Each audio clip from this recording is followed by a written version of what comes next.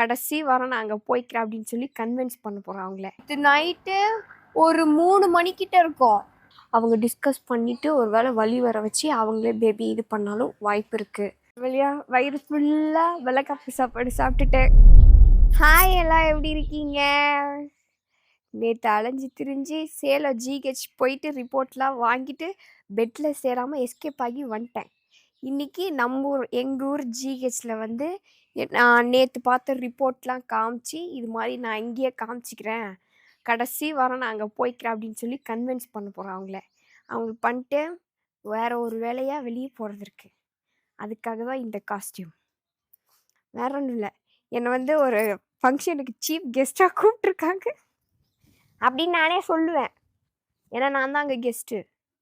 போலாமா? வாங்க. இந்த புடவைய கட்டிட்டு பைக்ல 2 பக்கம் எனக்கு உட்காரவே தெரில. இதான் வேற ஃபர்ஸ்ட் டைமா புடவை கட்டுறது. ஹாஸ்பிட்டலுக்கு இதான் ஃபர்ஸ்ட் டைம் நான் புடவை கட்டிட்டு போகிறேன்.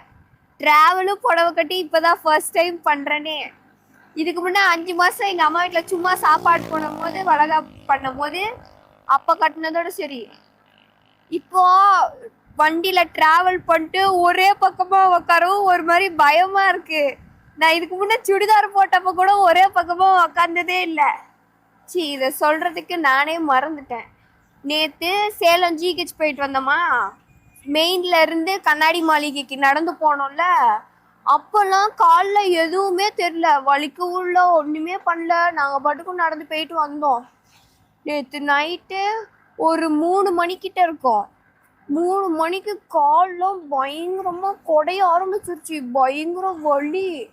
அதுக்கப்புறம் என் ஹஸ்பண்ட் அந்நேரத்துக்கு எழுப்பி விட்டு இது மாதிரி கால் இந்த சதை பிறந்துச்சா என்னன்னு தெரில, சதை வேற வலிக்குது, கால் சதை அப்படின்னு சொல்லி அவர்கிட்ட சொன்னா அவர் நீ விட்டாங்க. அப்பயும் சரியாகவே இல்லை. அதுக்கப்புறம் என் ஹஸ்பண்ட் எங்கள் அம்மாவை எழுப்பிவிட்டு வந்து தைலத்தை போட்டு நீவுனாங்க. இப்போவும் கால் வலி இருக்கு, ஆனால் நைட்டுக்கு இப்போ பரவாயில்ல. பயந்தே போயிட்டு ஒரு செகண்ட். எப்படி சரி, இப்படியே ரொம்ப நேரம் பிடிக்க முடியல, கை வலிக்குதே. தொடர்ந்து இணைப்பில் இருங்கள். ஹாஸ்பிட்டலுக்கு வந்துட்டோம்.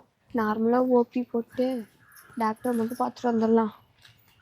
என்ட்ரி பண்ணால் அட்டையில் இடம் வேற இருக்காதுயே. அதனால் செவ்வாய்க்கிழமை வரேன் டாக்டர்னு சொல்லி பார்க்கலாம் என்ன சொல்கிறாங்கங்கிறத.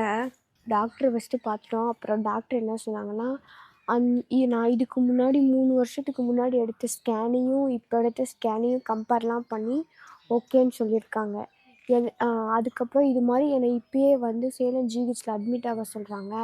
நான் 2 வாரம் இங்கே காமிச்சிட்டு அதுக்கப்புறம் போய் நாங்கள் சேலம் ஜிஹெச்சில் போய் அட்மிட் ஆகிக்கிறேன் மேம் அப்படின்னு சொல்லி சொன்னேன்.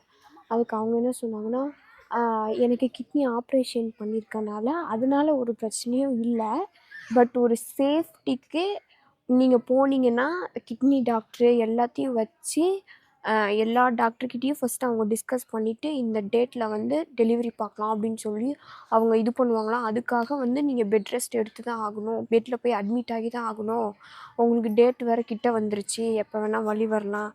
அவங்க டிஸ்கஸ் பண்ணிவிட்டு ஒரு வேளை வழி வர வச்சு அவங்களே பேபி இது பண்ணாலும் வாய்ப்பு இருக்குது. அவங்க என்ன முடிவு பண்ணுறாங்களோ அப்படின்னு சொல்லிட்டாங்க. இப்போ சேலம் ஜிஹெச்சில் அட்மிட் ஆகியே ஆகணும்.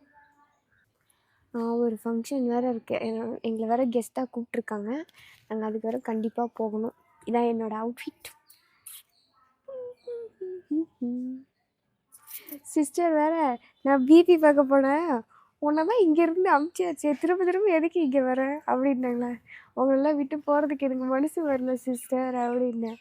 அவங்களும் சேலம் ஜிஹெச்சுக்கு தான் வருவாங்களாமா 3ஆம் தேதி ட்ரைனிங்க்கு. சரி, நாங்கள் ஃபங்க்ஷன் என்ன ஃபங்க்ஷன் போகிறேன், எந்த ஃபங்க்ஷனுக்கு நான் கெஸ்ட்டாக போகிறேங்கிறத உங்களுக்கு நான் அப்டேட் பண்ணுறேன். தொடர்ந்து இணைப்பில் இருங்கள். ஃபங்க்ஷன் 11 மணிக்கு ஸ்டார்ட் ஆகும்னு சொன்னாங்க. அந்த ஸ்டார்ட் பண்ணவே இல்லை, எனக்கு பசி வேறு எடுத்துக்கிச்சு. ஹஸ்பண்ட் வேறு வெளியே இருக்காரு. இன்னும் ஃபங்க்ஷனே முடியலப்பா, ஒவ்வொருத்தராக பேசிக்கிட்டே இருக்காங்க. மாண்புமிகு தமிழ்நாடு முதலமைச்சர் அவர்களின் நல்ல ஆசையுடன் சமூக நலன் மற்றும் மகளிர் உரிமைத்துறை கீழ செயல்படும் ஒருங்கிணைந்த குழந்தை இனிமேட்டுக்கே ஹாஸ்பிட்டலுக்கு அந்த பக்கம் போவோம், இந்த பக்கம்லாம் வர முடியாததுனால இப்போ இந்த ஒரு வேலையாக போகிறதுனால இப்பயே முருகரோட வேண்டிட்டு போயிடலாம்.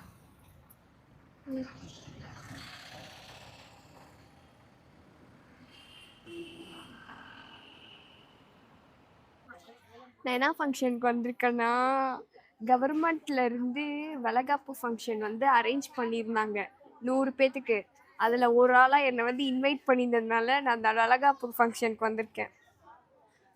கெஸ்ட் எல்லாம் இன்வைட் பண்ணி தட்டு கொடுத்து இது என்ன, இது ஏதோ ஒரு ப்ளவுஸ் துணி, அது பூவு ஸ்வீட்டு தாலிலாம் கொடுத்து பொட்டு வச்சு விட்டாங்க, வளையல் போட்டு விட்டாங்க.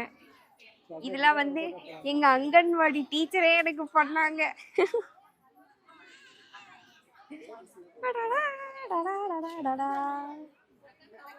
வளையல் பெருசா இருந்துச்சா, நான் ஒரு அக்காட்ட சொல்லி அத்தை சைஸுக்கு வாங்கிட்டு வந்துட்டேன். இதுக்கப்புறம் சாப்பிட்டு தான் போகணுமா, அதனால சாப்பிட்றதுக்கு உள்ள டேபிள் அரேஞ்ச் பண்ணிட்டு இருக்காங்க. போனோம், பிடிச்சிட்டு வச்சிரு, நான் போயிட்டு வந்துடுறேன்.